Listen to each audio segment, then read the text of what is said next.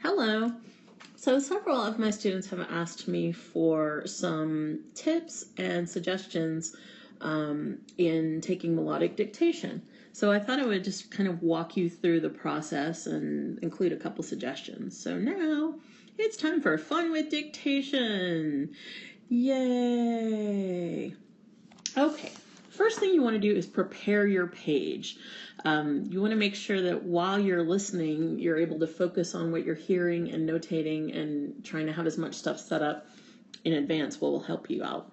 So you want to include your clef and your key signature.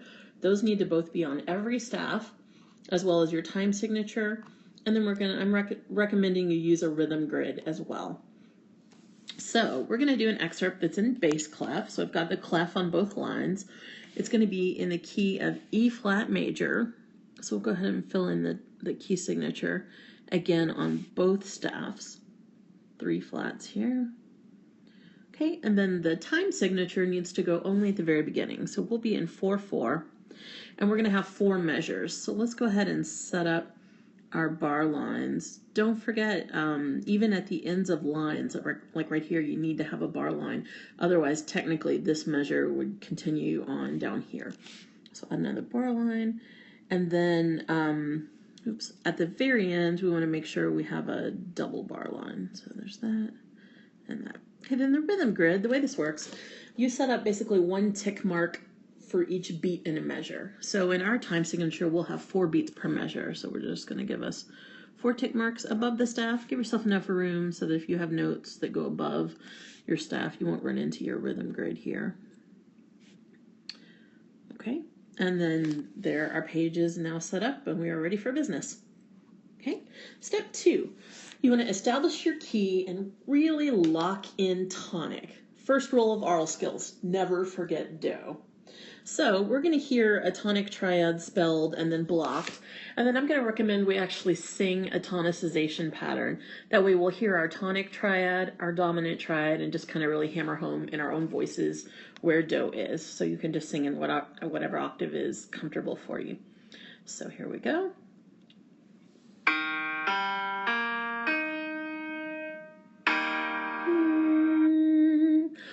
Do, mi, sol, la, sol, fa, re, ti, do. Always remember do. Okay, now while it's playing, we're going to take the rhythm down first. So please physically keep the beat. I recommend either tapping your sternum or tapping your foot, but it's very important that you physically keep every beat so that and keep track of where in the bar you are, which beat you're on. Then we're going to actually complete the rhythm grid in real time. Okay, so we will hear 4 beat intro, and then we'll write down the rhythm. So here's how it goes.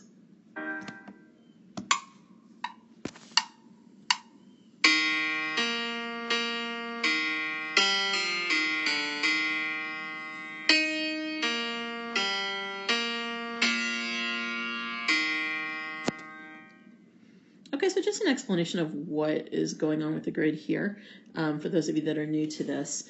Anytime you hear a note falling on the beat, you're going to actually cross the grid line like these are. So this first measure represents 4 quarter notes. On the beat, on the beat, on the beat, on the beat.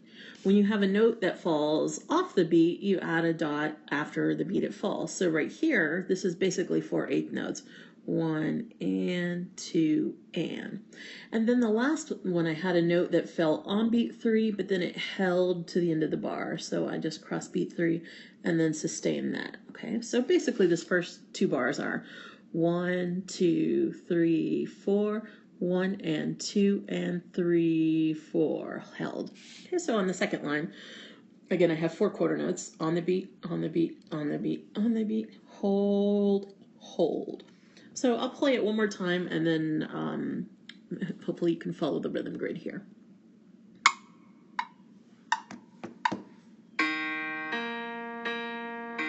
1 and 2 and 3, hold. 2, 3, 4, 1, hold, 3, hold. Okay? All right, so that's our rhythm grid. Next step, you want to try and memorize the melody.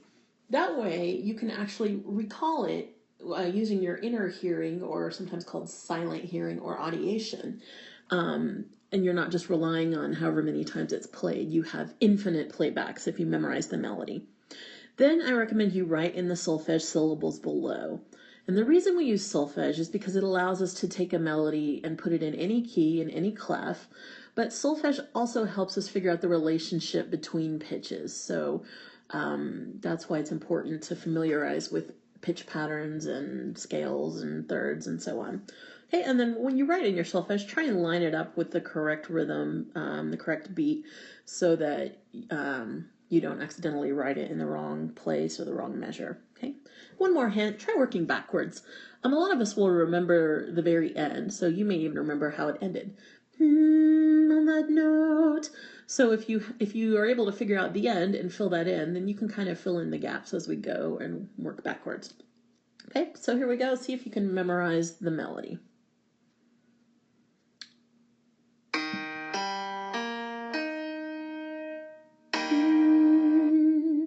Do, mi, sol, do, sol, fa, re, ti, do.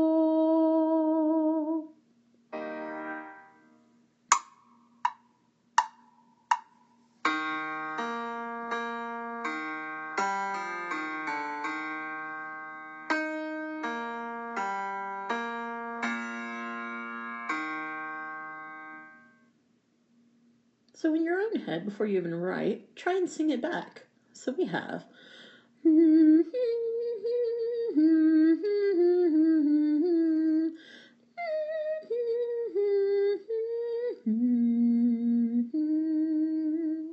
I'm just really locking it in my memory there. Okay, and I'm going to go ahead and get the end, because I heard. First rule of oral skills, never forget do, do, and I end on do. Hint, ending on tonic is very common. It is much more likely that you will end on tonic than you will not end on tonic, if that makes sense. Not always, but very common, okay? Also, keeping track of your tonic triad, because a lot of the jumps we're going to hear are either tonic or sometimes dominant. So, and I ended. Okay, well, I know first of all, the second to last note is lower than do. Okay, now that it's a matter of figuring out how much. I can tell it's a jump. It's a common ending, but if you're not sure of that interval, you can just walk down the scale. Do, ti, la, so, and that is a low so. So we're going to fill that in. We also know that interval is a perfect fourth. So, do. Okay. All right. And then if we can recall our melody. I'm just going to work on that right now.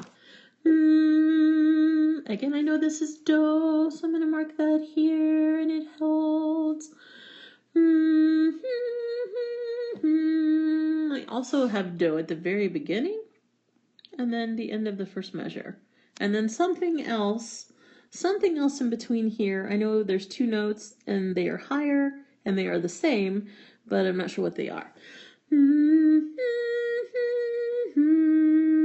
We'll come back to that. I heard do, ti, do. So we'll go ahead and fill that in. That was on do, ti, do. The do, ti happened on beat 2 and 1 and do, ti, do. Okay. So filling in the rest there, let's go back to the first bar.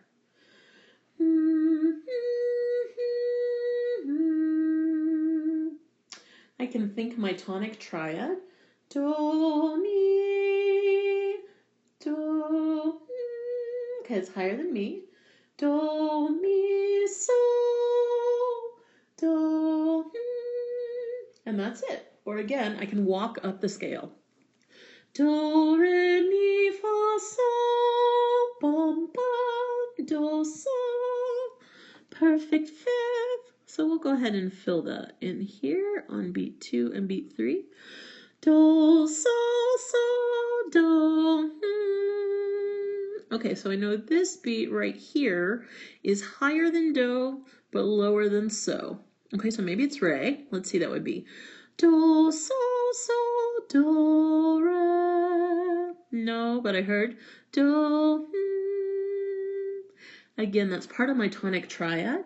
Do, mi, or do, re, mi. So I'll fill that in. Okay, then I had mi, do, ti, do. Well, I'm going down, and there's really the only option between mi and do, if I'm staying diatonic, is re, which it is. So my first 2 bars here are do, so, do, mi, re, do, ti, do. Okay, third bar. So, do. Okay, it's jumpier, a little harder, and it definitely goes into a higher range. Oh, by the way, I should give myself a little tick mark here and here. That indicates that this T right here is below do, and this so right here is below do, just so I don't get confused when I go back later to put it on the staff. Okay, so this third bar here. Do, so, do, mi, re, do, ti, do. Do, do, mi, so, do. It is up the octave. Okay, again, you can always fill in. Do, do, re, mi, fa, sol, la, ti, do. So that's do, and I'll put a tick up here to show that's a high do, octave higher. Okay.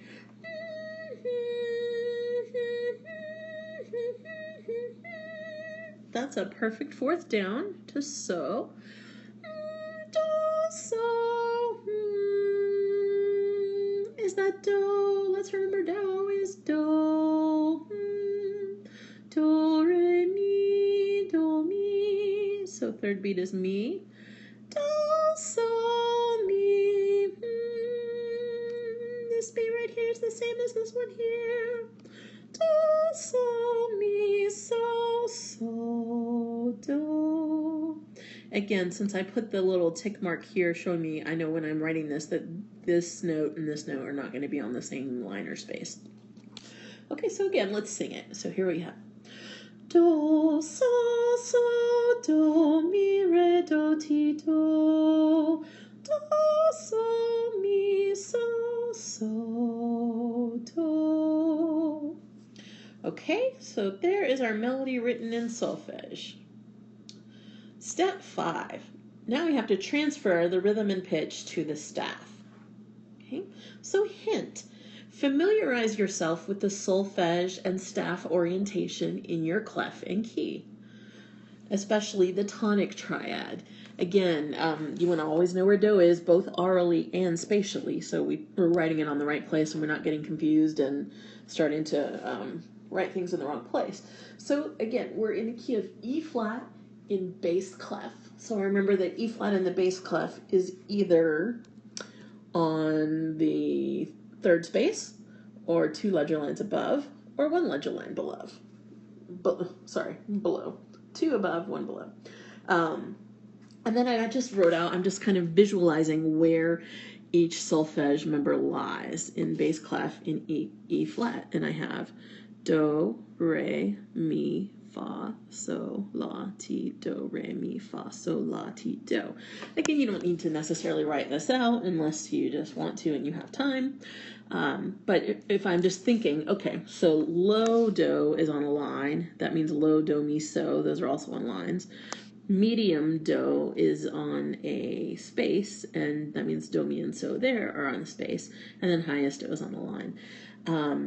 Then you have to decide which octave you're starting in. So I just recall from where it sounded that it was this E, right? This E flat on the 3rd space. If you struggle with that, you might just spend some time with your piano playing notes in different octaves and trying to train your ear as to where they lie. Okay, but again, the most important notes for us right now are the tonic triad. These are the notes I have in blue. So do, mi, so, do, mi, so, do. Okay, the scope of our melody, starting on this do, the lowest note we had was so. So I don't really need to worry about any of this stuff over here. So I just don't want to confuse us. Let's just get that away. In fact, let's just take that away. Hello, magic eraser. Okay. And then the highest note we have was do up here. Okay, so there we go. Just a little orientation. All right. Now, again, we want to just kind of refresh our memory. So with the rhythm, we had quarter, quarter, quarter, quarter, eighth, eighth, eighth, eighth, half note, quarter, quarter, quarter, quarter, half, half. Okay. Make sure you're thinking in your meter. Okay, so we want to make sure that every bar when we write it has exactly 4 beats, no more, no fewer. So just be careful, check yourself there. Okay. All right, so here we go. Now we're just gonna go about putting this on the staff. So, again, I said we start on this do here. And this first bar is all quarter notes. So I'm gonna go up, do, so. Again, do's on a space, so is on a space. Sorry, it's hard to draw quarter notes with your finger here. Do. Oh, and there's my cat. She says hello. Okay.